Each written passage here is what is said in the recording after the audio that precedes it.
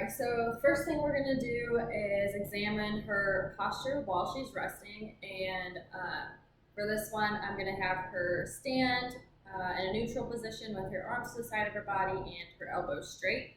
Um, and so for this, we're looking for rounded shoulders, any winging of the scapula, or asymmetry that could indicate any scapular dyskinesis.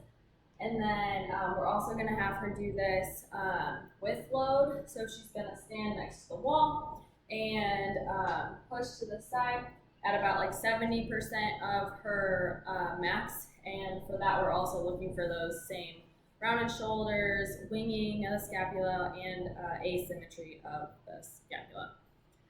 Next, we're going to do kinematics.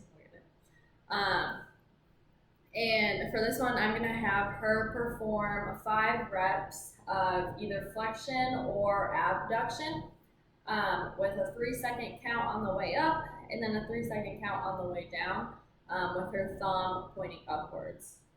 So she's going to go ahead and do that first without any type of load.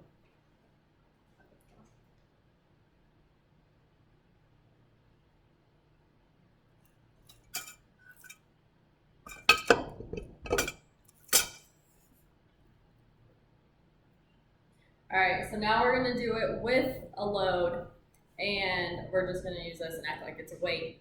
But for this one, she's gonna do the same thing, 5 reps of abduction or flexion.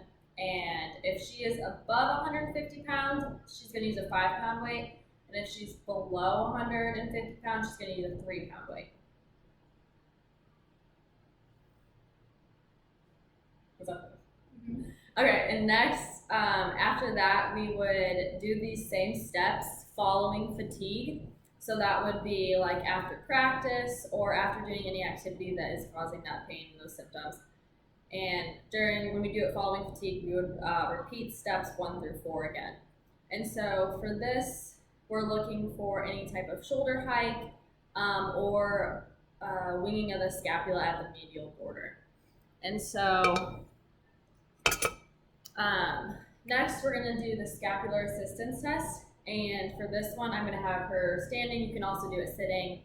And she's also going to be performing either flexion or abduction.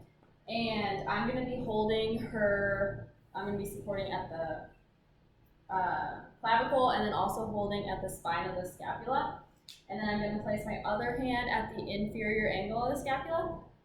And so when she goes into flexion or abduction, I'm going to assist with the posterior tilt and the upwards rotation of that scapula by just providing like a light pressure when she goes up.